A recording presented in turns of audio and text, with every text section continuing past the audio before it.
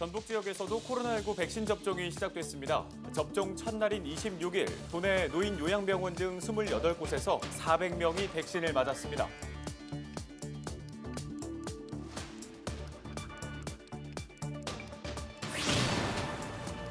전주 헬스장발 코로나19 집단 감염자가 29명으로 늘어났습니다. 전북 도의회는 폐쇄됐고 김재한 병원이 동일 집단 격리됐습니다. 새만금위원회가 새만금호 담수화를 전제로 한 수질 개선안을 사실상 철회했습니다. 하지만 해수 유통을 명문화한 건 아니어서 지역사회에서는 적지 않은 반발이 나오고 있습니다. 마스크 사기 사건에 연루된 의혹으로 경찰 조사를 받는 현직 경찰관의 또 다른 비리 정황이 포착돼 논란입니다. 수사에 들어간 경찰은 구체적인 내용은 밝히기 어렵다고 전했습니다.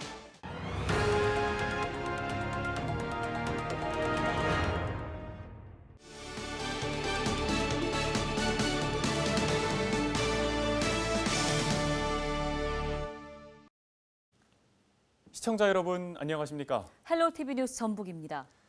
전북 지역에서도 코로나19 백신 접종이 시작됐습니다. 요양병원과 요양시설에 입소한 65세 미만의 환자와 해당 시설 종사자를 대상으로 이루어졌는데요. 평범한 일상으로 하루빨리 돌아갈 수 있을지 않을까 하는 기대감이 커지고 있습니다. 이진철 기자가 보도합니다. 코로나 예방접종을 시작하도록 하겠습니다. 감사합니다. 체온 측정 등 사전 검진을 마친 이용호 요양병원장이 정읍지역 첫 번째로 백신을 맞습니다. 백신 부작용에 대한 두려움보단 이번 접종을 시작으로 일상으로의 복귀라는 희망이 하루빨리 이루어지길 바라는 마음이 앞섭니다. 직접 맞아보니 오히려 독감 백신보다도 통증도 덜하고 주사 맞는 느낌도 없을 정도로 아주 편안했습니다.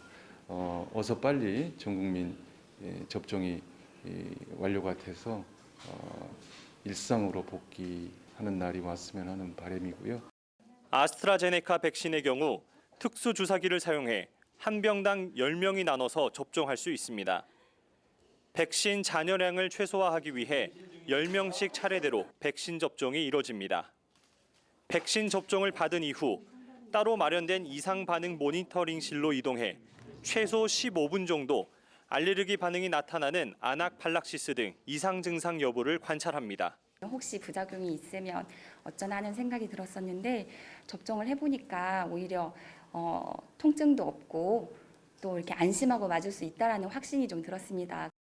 접종 첫날 전북 도내에선 1차 접종 대상인 노인요양병원과 시설 등 9개 시군 28곳에서 400명이 접종을 받았습니다. 전북도 자체 조사 결과 전북도 내 백신 접종 대상자 중 96%가 넘는 응답자가 백신을 맞겠다고 응답했습니다. 집단 면역 형성을 위한 첫 발을 뗐지만 앞으로가 더 중요합니다. 이후 진행되는 접종에서도 최대한 많은 사람들이 백신을 맞아야 집단 면역 형성 확률을 높일 수 있기 때문입니다.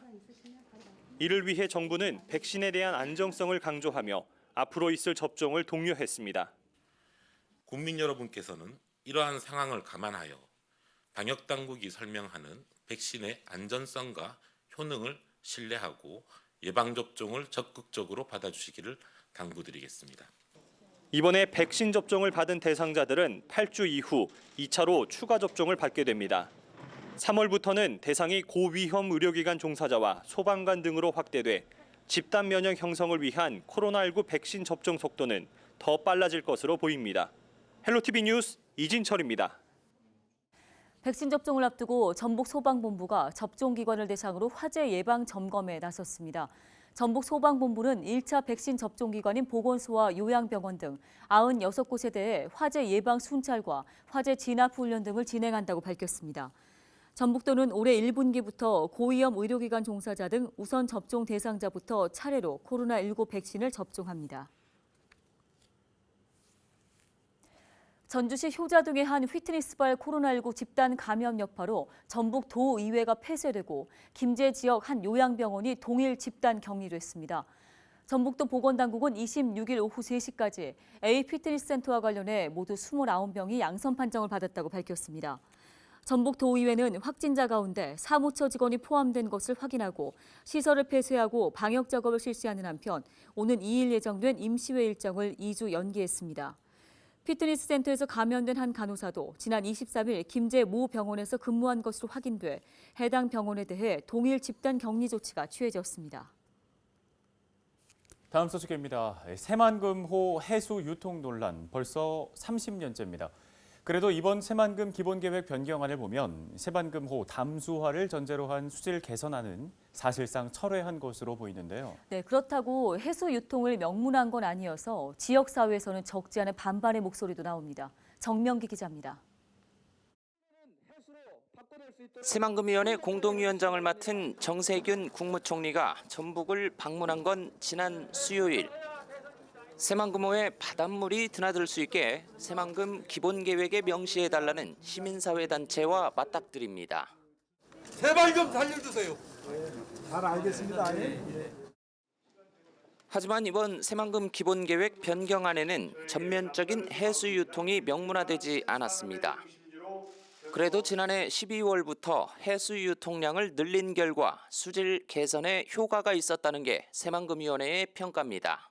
12월 말부터 배수 관문을 하루 1회에서 2회로 확대 개방하고 있습니다. 얼마 되지 않았지만 수질이 상당히 개선된 것으로 보고를 받았습니다.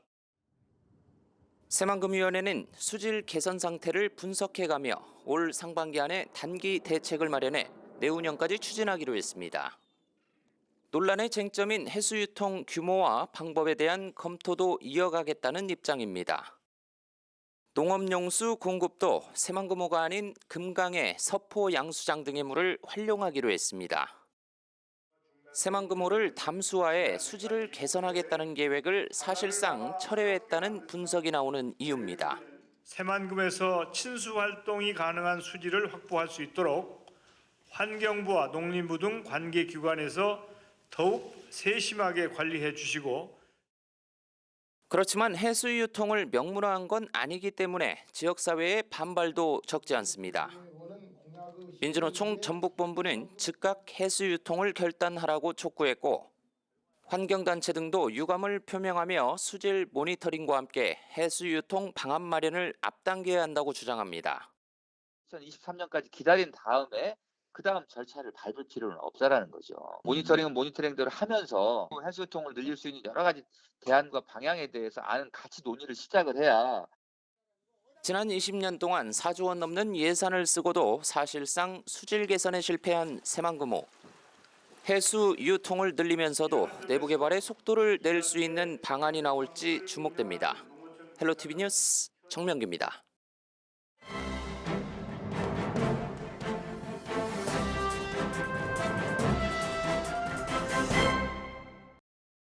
AI 아나운서가 전해드리는 신문 브리핑 전북일보 기사입니다. 전북도의회가 의원들의 의정생활 편의를 위해 운영하는 오피스텔형 의원 생활관을 두고 도내 시민사회단체를 중심으로 권위주의의 산물이라는 지적이 나오고 있다 하는데요. 의원들의 편의를 위해 도의회 사무처 직원들이 수시로 청사와 오피스텔을 오가며 시설 점검과 같은 관리 업무를 하고 있다는 점에서라고 보도했습니다. 도의회는 전북도청 남문 앞에 위치한 오피스텔 한 가구를 지난 2014년 10월에 사서 의원 생활관으로 운영하고 있다고 하는데요. 여기에는 예산 1억 5,800만 원이 투입됐는데 현재 의원 10여 명이 공동으로 사용하고 있다고 합니다. 도의회 관계자는 무주, 진안, 장수, 남원, 고창 등 원거리에서 출퇴근해야 하는 의원들이 회기 기간에 업무가 늦게 끝나면 집까지 가기 힘들다는 불편이 있었다고 하는데요. 특히 겨울철 눈비가 오면 길이 미끄러워 밤 운전이 위험하기도 하고 그 다음날 다시 전주로 출근해야 해 도의회 근처에 생활관을 마련한 것으로 안다고 해명했다는 겁니다.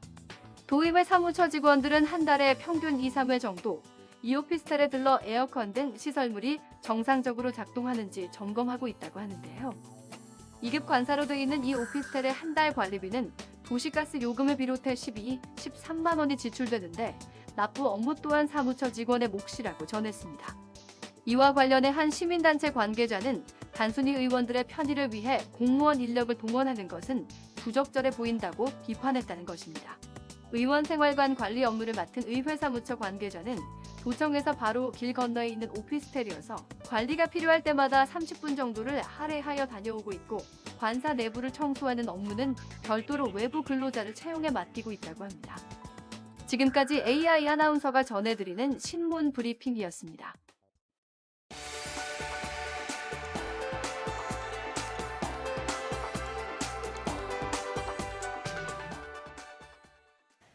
마스크 사기 사건에 연루된 의혹으로 경찰 조사를 받고 있는 현재 경찰관이 또 다른 비리를 저지른 정황이 드러나 경찰이 수사에 들어갔습니다.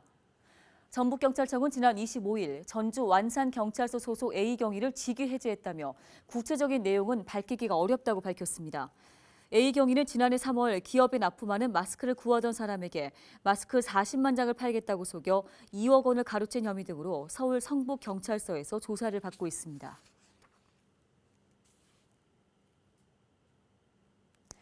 김제시 용지면의 한 돼지 축사에서 화재가 발생해 3시간 40여 분 만에 꺼졌습니다. 25일 밤 10시 50분쯤 발생한 불로 면적 774제곱미터의 돼지 우리 2동이 불에 탔으며 돼지 800마리가 죽어 소방서 추산 1억 300여만 원의 재산 피해가 발생했습니다. 경찰과 소방당국은 전기적인 요인으로 불이 났을 가능성이 높은 것으로 보고 정확한 화재 원인을 조사 중입니다. 부안군이 주민들의 먹거리 기본권 보장을 위해 부안군 먹거리위원회를 구성했습니다. 부안군과 농민, 소비자 등 20명으로 꾸려진 먹거리위원회는 앞으로 2년 동안 국민들의 먹거리 관련 정책을 심의 자문하게 되는데요. 위원회는 첫 회의에서 부안형 먹거리 전략인 푸드플랜 경과와 통합지원센터 건립 타당성 등에 대한 의견을 나누었습니다. 부안군 관계자의 설명 직접 들어보시죠. 부안 국민 모두 건강한 먹거리를 안정적으로 공급하여 먹거리 기본권을 보장받을 수 있는 생태계 구축에 적극 노력하겠습니다. 남원시가 장기 미집행된 도시계획도로 보상 작업을 본격적으로 추진하기로 했습니다. 남원시는 도시계획도로로 결정된 후 장기 미집행된 48개 노선에 편입되는 토지에 대해 신청을 받아 보상을 진행한다고 밝혔습니다. 시는 장기 미집행 도시계획도로 48개 노선 중 보상이 완료된 노선에 대해서는 시의회의 예산 승인을 받아 공사를 추진할 계획입니다. 통학 환경이 열악한 중고등학생들을 위해 고창군이 3월부터 500원 통학 택시를 운영합니다. 이용 대상은 통학거리가 2km 이상으로 농어촌 버스가 운행하지 않거나 운행 시간과 등하교 시간이 맞지 않는 중고등학생입니다. 통학 택시를 이용하는 학생은 택시 요금 가운데 500원만 부담하면 되고 나머지 금액은 고창군에서 지원합니다. 날씨입니다.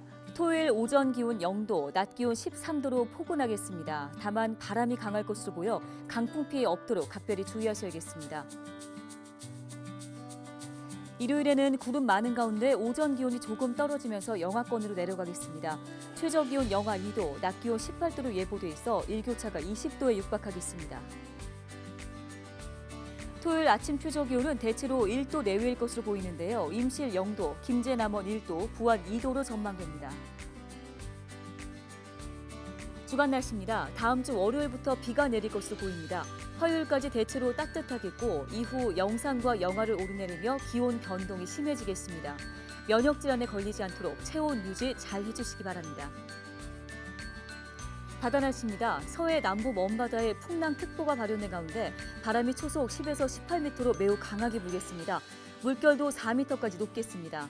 항해나 조업하는 선박들 각별히 주의하시기 바랍니다. 생활지수입니다. 최근 크고 작은 산불이 빈번히 발생하고 있는 가운데 바람이 강해 큰 불로 이어질 가능성이 높습니다. 산행 등 야외 활동 시 화기물 소지나 흡연을 자제해 주시고 논밭두렁 태우기와 쓰레기 소각 등은 삼가시기 바랍니다. 날씨였습니다. 드디어 국내 코로나19 백신 접종이 시작됐습니다. 백신을 맞은 후에는 반드시 의료기관에서 15분 이상 머물며 몸 상태를 확인해야 하는데요. 네, 접종 후 2, 3일간은 고열이나 호흡곤란, 두드러기 등의 증상은 없는지 잘 관찰하셔야 합니다. 이상 반응이 있을 경우 즉시 진료를 받으시기 바랍니다. 헬로티비 뉴스 마칩니다. 시청해주신 여러분 고맙습니다.